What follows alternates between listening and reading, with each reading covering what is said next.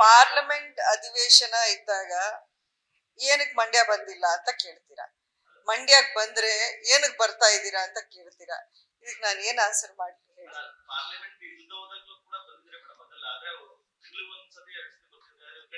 ಇಲ್ಲ, ಅಗತ್ಯವಿದ್ದಾಗೆಲ್ಲ ನಾನು ಬರ್ತಾ ಇದ್ದೀನಿ. ನನ್ನ ಕೆಲಸ, ನನ್ನ ಏನೇನ್ ಕಾರ್ಯಕ್ರಮಗಳು, ನನ್ನನ್ನು ಆಹ್ವಾನಿಸುವ ಕಾರ್ಯಕ್ರಮ ಅಥವಾ ಏನಾದ್ರೂ ಉದ್ಘಾಟನೆ, ಕೇಂದ್ರ ಸರ್ಕಾರದ ಯೋಜನೆಗಳ ಉದ್ಘಾಟನೆ, ಇಂಥದಕ್ಕೆಲ್ಲ ನಾನು ಬರ್ತಾನೆ ಇದ್ದೀನಿ. ಈಗ ಪಾರ್ಲಿಮೆಂಟ್ ಇಲ್ಲ, ಕಮಿಟಿ ಮೀಟಿಂಗ್ಸ್ ಇಲ್ಲ, ಅಲ್ಲೆಲ್ಲ ಈಗ ಎಲೆಕ್ಷನ್ ವಿಚಾರವಾಗಿ ಅಲ್ಲಿ ಏನು ಇದು ಯಾವುದೂ ಇಲ್ಲ. ಸೊ ಹಾಗಾಗಿ ಮಂಡ್ಯದಲ್ಲಿ ಕಾರ್ಯಕ್ರಮಗಳು ಖಂಡಿತ ಈ ಟೈಮಲ್ಲಿ ಆದಷ್ಟು. ಇನ್ನೊಂದು ಉದ್ದೇಶ ಏನು ಅಂತ ನಾನು ಸ್ಪಷ್ಟವಾಗಿ ಹೇಳ್ತೀನಿ. ಈಗ ಇನ್ನೇನು ನಮ್ಮ MP ಟರ್ಮ್ ಎಲ್ಲ ಲೋಕಸಭಾ ಟರ್ಮ್ ಮುಗೀತಾ ಬರುತ್ತೆ. ಅಷ್ಟರೊಳಗೆ ನಾವು ಇಷ್ಟು ವರ್ಷಗಳು ಈಗ MP ಲಾಡ್ಸ್ ಅನ್ನ ಒಂದು ಫಂಡ್ಸ್ ಅದನ್ನ ಯೂಟಿಲೈಸ್ ಮಾಡೋದು, ಇದನ್ನೆಲ್ಲ ಒಂದು ಹಂತಕ್ಕೆ ನಾವು ಸ್ಟಾರ್ಟ್ ಮಾಡಿಲ್ಲ ಅಂದ್ರೆ ಒಂದು ಕೋಡ್ ಆಫ್ ಕಂಡಕ್ಟ್ ಅಂತ ಬಂದ್ಮೇಲೆ ಅದೆಲ್ಲ ವೇಸ್ಟ್ ಆಗ್ಬಿಡುತ್ತೆ ಫಂಡ್. ಸೊ ಅದನ್ನ ಆದಷ್ಟು ಬಳಸಿ ಆ ಕೆಲಸಗಳಿಗೆ ಒಂದು ಚಾಲನೆ ಕೊಟ್ರೆ ಅಟ್ಲೀಸ್ಟ್ ಅದು ಉಪಯೋಗಕ್ಕೆ ಬರುತ್ತೆ, ಜನಕ್ಕೂ ಅದನ್ನ ಒಂದು ಅನುಕೂಲ ಆಗತ್ತೆ ಅನ್ನೋ ಒಂದು ಉದ್ದೇಶ ಇದೆ. ಅದು ಕೋರ್ ಕಮಿಟಿ ನೀವು ಹೇಳೋದು ಪಾರ್ಲಿಮೆಂಟ್ರಿ.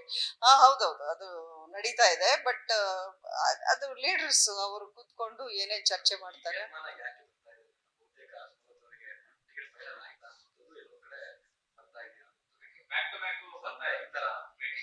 ನೋಡಿ, ಈಗ ಪಕ್ಷದಿಂದ ಅಧಿಕೃತವಾಗಿ ಅವರೇ ಅನೌನ್ಸ್ ಮಾಡ್ತಾರೆ. ಅವ್ರು ನಮಗೂ ಏನು ಫಸ್ಟೇ ಡೈರೆಕ್ಷನ್ ಕೊಡೋದಿಲ್ಲ, ಅಥವಾ ನಿಮ್ಗೆ ಆಗಿದೆ ಇದನ್ನ ನೀವು ಯಾರಿಗೂ ಹೇಳ್ಬೇಡಿ ಅನ್ನೋಂಥ ಮಾತನ್ನು ಯಾರು ಹೇಳಲ್ಲ.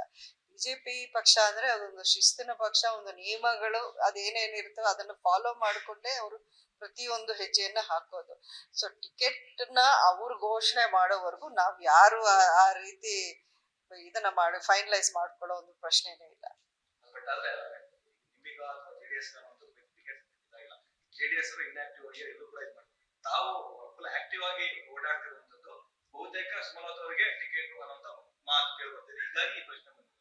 ಅಲ್ಲಲ್ಲ, ನಾನ್ ಹೇಳ್ತಾ ಇದೀನಲ್ಲ ಓಪನ್ ಆಗಿ, ಅವರು announce ಮಾಡೋವರೆಗೂ nothing is finalised.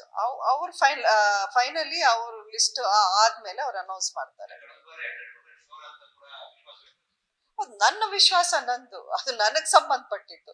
But ಪಕ್ಷದಿಂದ ಬರೋ ಅನೌನ್ಸ್ಮೆಂಟ್ ಅವ್ರು ತಾನೇ ಮಾಡ್ಬೇಕು. ನಾನ್ ಹೆಂಗ್ ಮಾಡಕ್ಕಾಗತ್ತೆ, ನಾನ್ ಹೆಂಗ್ ಹೇಳಕ್ಕಾಗತ್ತೆ? ನನಗ್ ವಿಶ್ವಾಸ ಇದೆ. 100 ಅಲ್ಲ 500% ನನ್ ವಿಶ್ವಾಸ, ನನ್ನ ಕಾನ್ಫಿಡೆನ್ಸ್ ಅದು.